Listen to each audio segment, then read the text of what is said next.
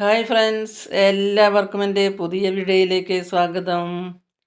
എല്ലാവർക്കും സുഖം തന്നെയല്ലേ? എല്ലാവരും ഭക്ഷണമൊക്കെ ഉണ്ടാക്കി കഴിക്കുന്നുണ്ടല്ലോ അല്ലേ? എല്ലാവരും ആരോഗ്യമൊക്കെ നല്ലപോലെ നോക്കുന്നുണ്ടെന്ന് വിചാരിക്കുന്നു. എല്ലാവരും എന്നും ഞാനൊരു സ്നാക്സാണ് കേട്ടോ ഇട്ടിരിക്കുന്നത്. പണ്ട് കാലം മുതലേ നമ്മുടെ ചായക്കടയിലെ ചില്ലുകൂട്ടിലൊക്കെ ഇരുന്ന് ചിരിക്കുന്ന ഒരു ചായപലഹാരമാണ് ഞാൻ ഉണ്ടാക്കിയിരിക്കുന്നത് കേട്ടോ. അത് നമുക്ക് എപ്പോൾ വേണമെങ്കിലും 4 മണി ചായക്കോ രാവിലെ ചായക്കോ എപ്പോൾ എപ്പോൾ വേണമെങ്കിലും നമുക്ക് കഴിക്കാൻ പറ്റിയ ഒരു സ്നാക്സാണ്. എല്ലാവർക്കും അത് ഇഷ്ടമാവും. കുട്ടികൾക്കായാലും വലിയവർക്കായാലും വയസ്സായവർക്കായാലും എല്ലാവർക്കും ഇഷ്ടമാവുന്ന ഒരു സ്നാക്സാണ്. നല്ല സോഫ്റ്റാണ്, നല്ല ടേസ്റ്റാണ്. പണ്ട് മുതലേ നമ്മുടെ ചായക്കടയിലൊക്കെ കണ്ടിരിക്കുന്ന ഒരു സ്നാക്സ് തന്നെയാണ് ഞാൻ ഉണ്ടാക്കിയിരിക്കുന്നത്.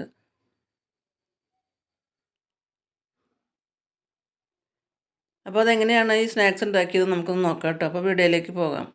വീഡിയോയിലേക്ക് പോകുന്നതിന് മുമ്പ് ആദ്യമായിട്ട് ചാനൽ കാണുന്നവരാണെങ്കിൽ ഒന്ന് സബ്സ്ക്രൈബ് ചെയ്ത് സപ്പോർട്ട് ചെയ്യണേ. ലൈക്ക് ചെയ്യാനും ഷെയർ ചെയ്യാനും മറക്കരുത് കേട്ടോ. അപ്പോൾ എങ്ങനെയാണ് ഈ സ്നാക്സ് ഉണ്ടാക്കിയെന്ന് നമുക്കൊന്ന് കണ്ടു നോക്കാം. ഉണ്ടംപൊരി എന്താ പറയുക, ചിലർ ഉണ്ടംപൊരി എന്ന് പറയും, ബോണ്ട എന്നൊക്കെ പറയും കേട്ടോ. ഞങ്ങൾ ബോണ്ട എന്നൊക്കെയാണ് പറയുക. അങ്ങനെ ഒരു സ്നാക്സാണ് ഉണ്ടാക്കിയിരിക്കുന്നത്. അതിന് വേണ്ടി ഞാനൊരു കപ്പ് ശർക്കര ചെറുതായി ചീവി വെച്ചിട്ടുണ്ട് കേട്ടോ. അത് നമുക്ക് വെള്ളത്തിൽ ഒന്ന് ഉരുക്കി അരിച്ചെടുക്കണം. അതിനുശേഷം 2 റോബസ്റ്റ പഴമാണ് കേട്ടോ എനിക്ക് കിട്ടിയത്. പാളയംകുടം പഴമാണ് ഇതിന് നല്ലത്. പക്ഷേ എനിക്ക് പാളയംകുടം പഴം കിട്ടിയില്ല.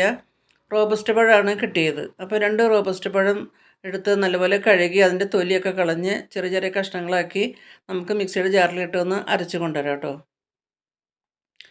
അതിന് ശേഷം ഞാനൊരു പാത്രം എടുത്തു. അതിലേക്ക് നമ്മൾ അരച്ച് വെച്ചിരുന്ന റോബസ്റ്റ പഴം ചേർത്ത് കൊടുത്തു. പാളയംകുടം പഴം കിട്ടുകയാണെങ്കിൽ നിങ്ങൾ അത് തന്നെ എടുക്കാൻ നോക്കണം കേട്ടോ. എനിക്ക് പാളയംകുടം പഴം കിട്ടിയില്ല. അതുകൊണ്ടാണ് ഞാൻ റോബസ്റ്റ പഴം എടുത്തത്. അപ്പോൾ അരച്ച് വെച്ചിരുന്ന റോബസ്റ്റ പഴം ചേർത്ത് കൊടുത്തു. അതിലേക്ക് നമ്മൾ ശർക്കര ഉരുക്കി വെച്ചിട്ടുണ്ടായിരുന്നല്ലോ. ശർക്കര വെള്ളമൊഴിച്ച് ഉരുക്കി അരിച്ച് വെച്ചിട്ടുണ്ടായിരുന്നു. അതിൻ്റെ കല്ലൊക്കെ കളഞ്ഞ്. അപ്പോൾ അതും കുറച്ച് ഒഴിച്ച് കൊടുത്തു കേട്ടോ.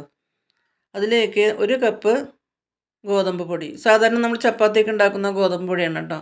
ഇതിപ്പോൾ മൈദയിൽ വേണമെങ്കിലും ഉണ്ടാക്കാം കേട്ടോ. പകുതി മൈദയും പകുതി ഗോതമ്പ് പൊടിയായിട്ട് ഉണ്ടാക്കാം. മൈദ തന്നെ ആയാലും ഉണ്ടാക്കാം.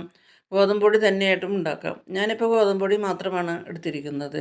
അത് വീട്ടിൽ ഗോതമ്പ് വാങ്ങി കഴുകി പൊടിപ്പിച്ച പൊടിയാണ്.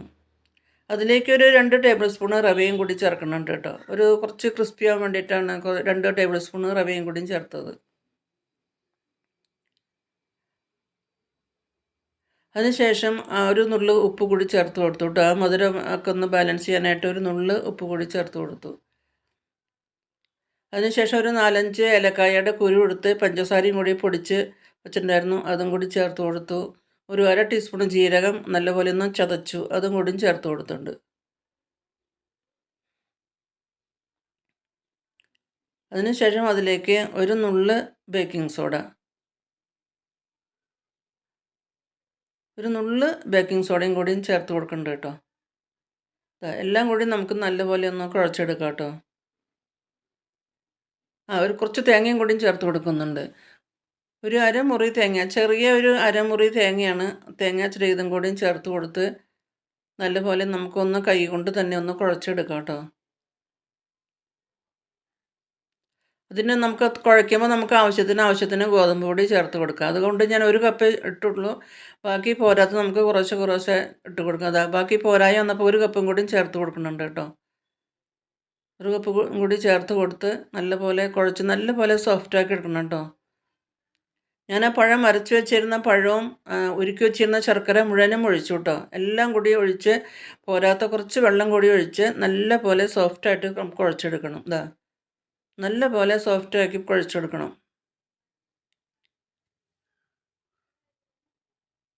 കൈ കൊണ്ട് തന്നെയാണ് കേട്ടോ നല്ലപോലെ കുഴച്ചെടുക്കുന്നുണ്ട്. നല്ലപോലെ കുഴച്ചുകൊണ്ടിരിക്കുകയാണ് കേട്ടോ. ഇതേ പാകത്തിന് കുഴക്കണം കേട്ടോ.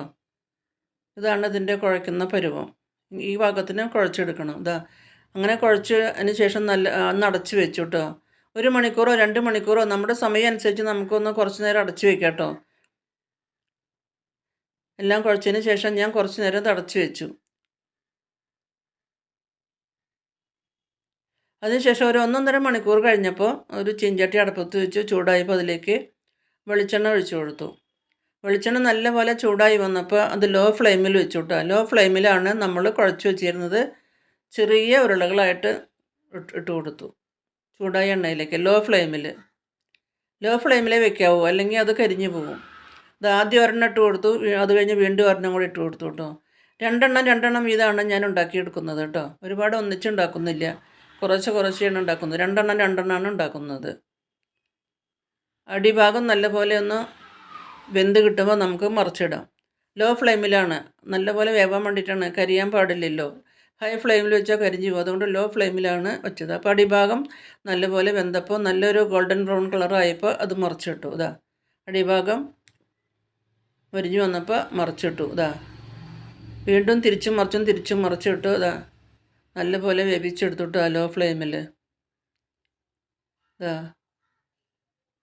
ഇതാണ് ഉണ്ടംപൊരി, ബോണ്ട എന്ന് പറയുന്നത്. അപ്പോൾ ബോണ്ട റെഡിയായി കേട്ടോ. നല്ലപോലെ രണ്ട് പുറവും മറിച്ചും തിരിച്ചിട്ട് നല്ലപോലെ വേവിച്ചെടുത്തു. അങ്ങനെ ഉണ്ടംപൊരി റെഡിയായി കേട്ടോ. നല്ല ടേസ്റ്റാണ് കേട്ടോ. എല്ലാം ഞാനിങ്ങനെ ഈ രണ്ടെണ്ണം വെച്ച് കുഴച്ച മാവ് എല്ലാം ഞാനിങ്ങനെ ഉണ്ടാക്കിയെടുത്തു കേട്ടോ. അപ്പോൾ എല്ലാവർക്കും വീഡിയോ ഇഷ്ടമാവുമെന്ന് വിചാരിക്കുന്നു. എല്ലാവരും ഇങ്ങനെയൊക്കെ ഒന്ന് ട്രൈ ചെയ്ത് നോക്കിക്കോളൂ.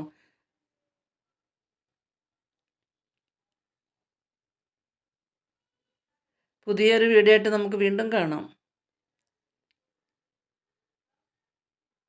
Thank you for watching.